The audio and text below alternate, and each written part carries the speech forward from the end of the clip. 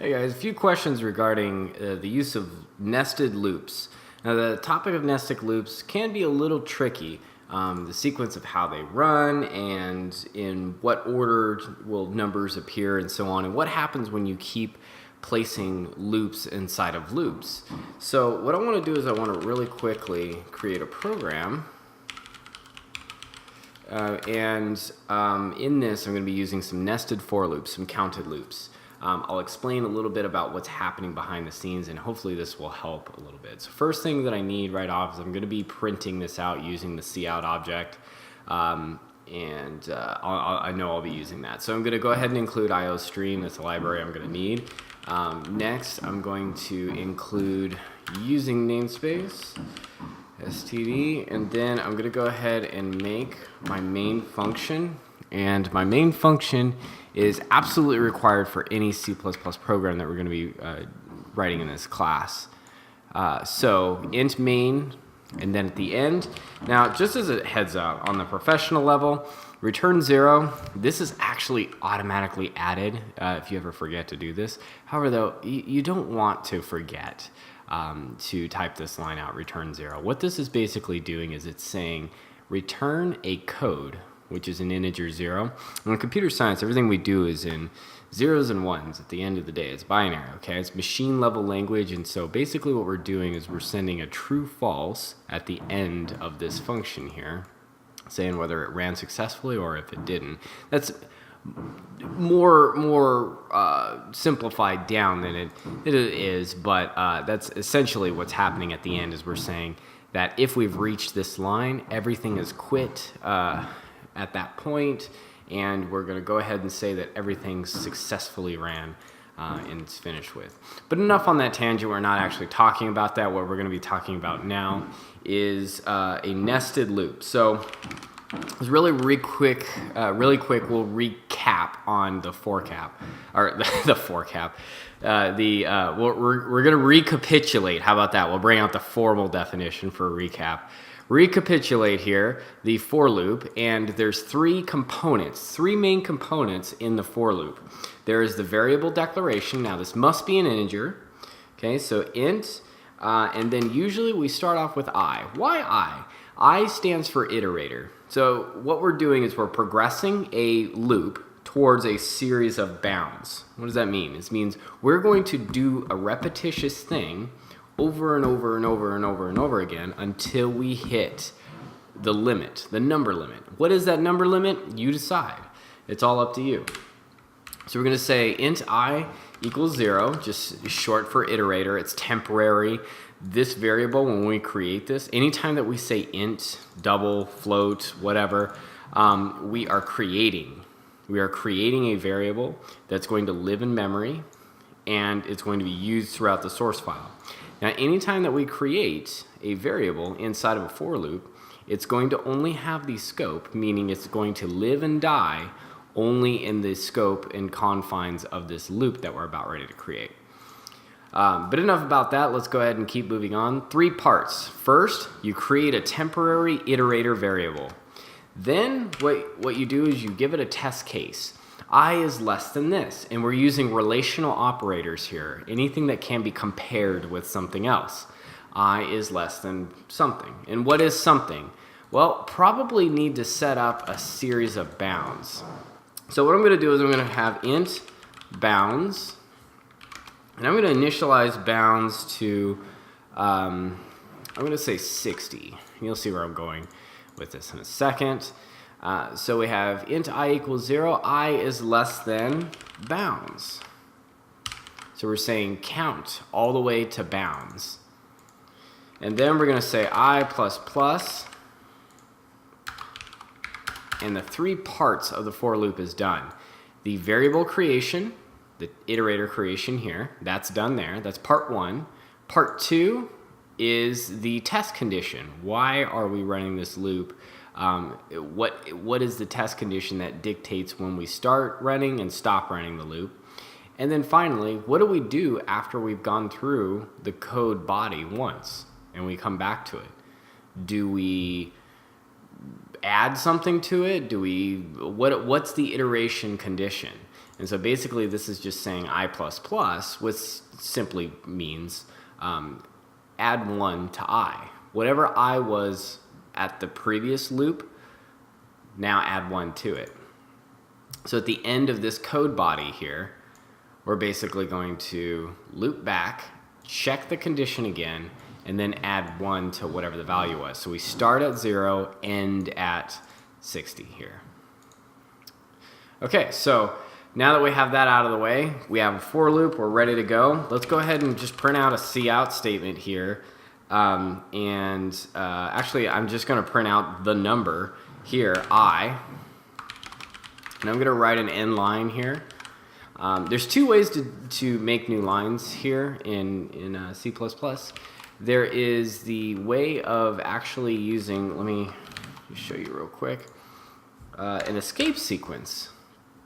So anytime you hit the backslash, and you'll learn this as well too if you haven't already covered it now, anytime that you use the backslash and then a command, there's A for alarm, I hate that one, tab, and a few others. New line is one. Whenever you use this here, we'll create a new line. Every time you use end line, it does two things. It does this, and on top of that, it flushes the output stream as well too.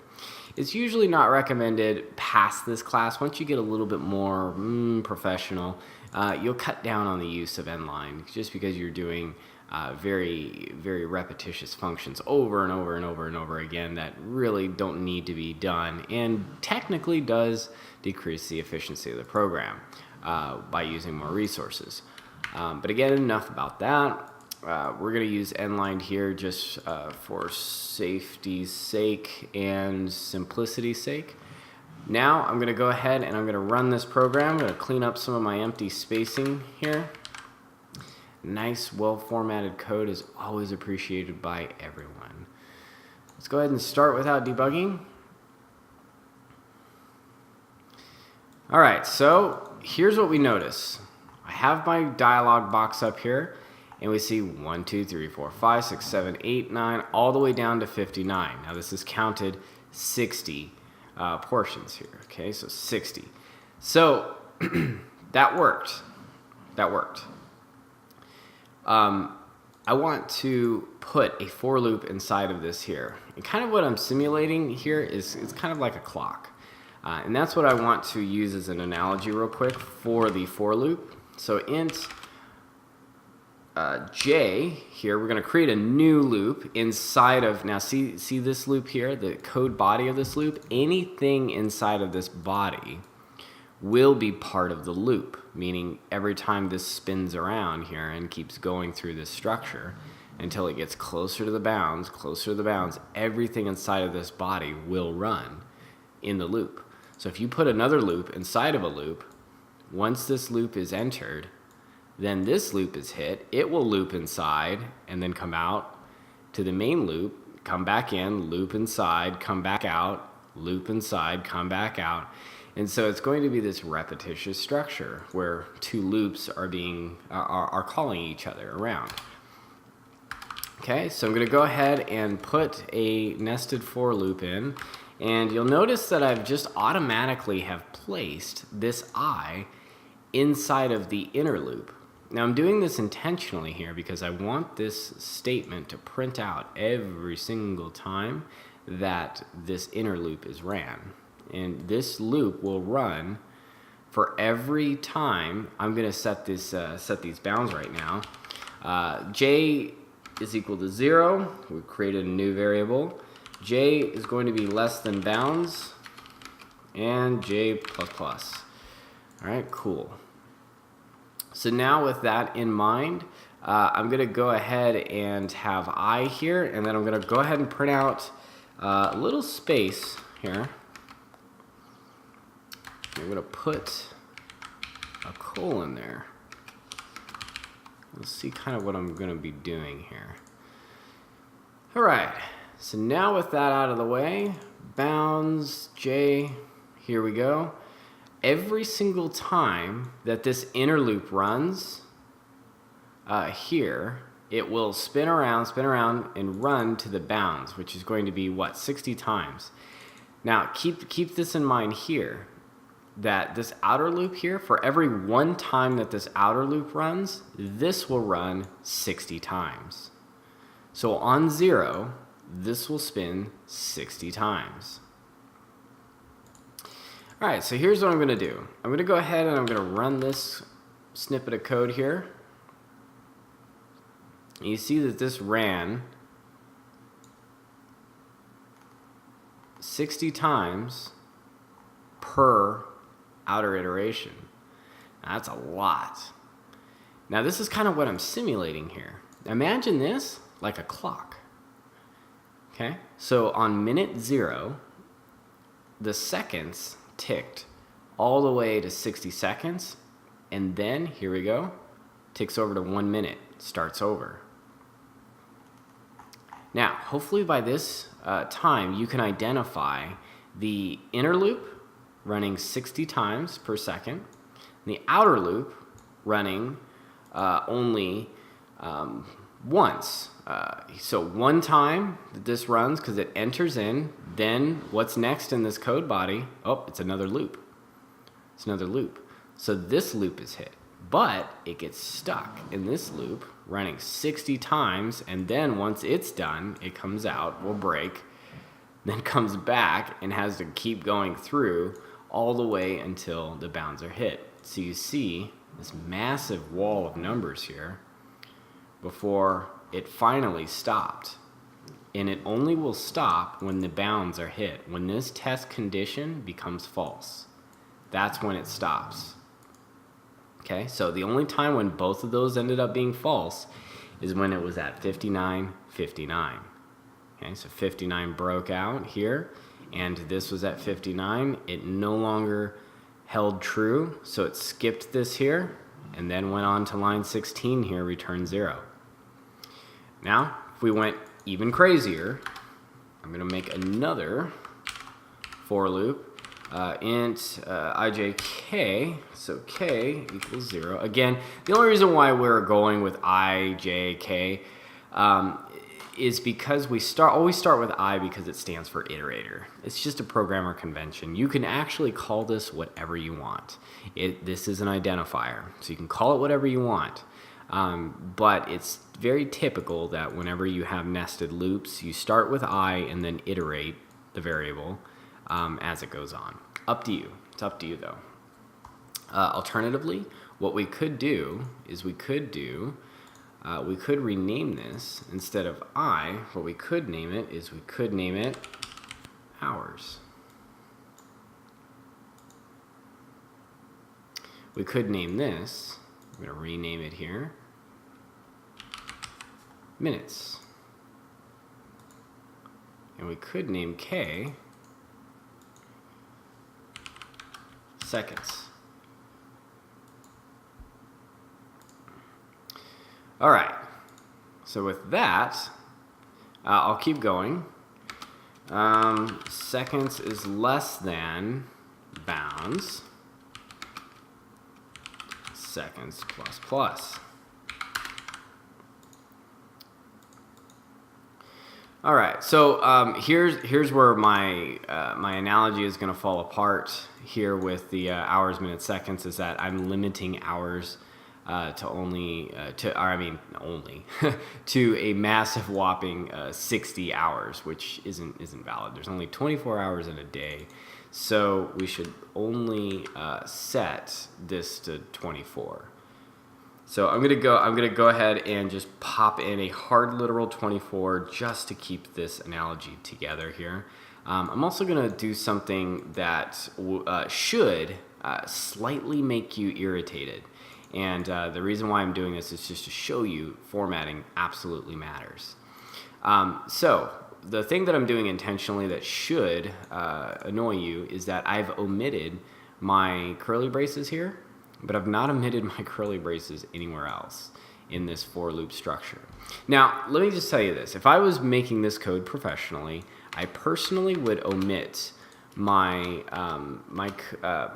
braces, and the only reason being is that I would try to keep this as collapsed as possible.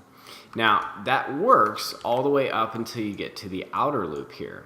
Now, anytime that you omit your curly braces, and I'm going to go ahead and do that here, anytime that you omit your curly braces, here's what what the rules are around that. Is that if you can omit the brace and it will pull the single most line below it, meaning that this for loop here only includes this for loop line, okay? And then you would expect this for loop pulls this for loop line, this for loop pulls this loop line. Let me run this. I haven't actually included hours here. You see it running. It's going to take a little while here. I'm going to go ahead and add in my seconds, and I'm going to be a little lazy. If you don't mind that I am.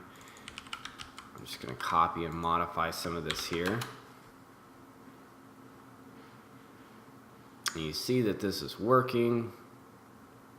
Everything's looking good. We will eventually reach 24 hours.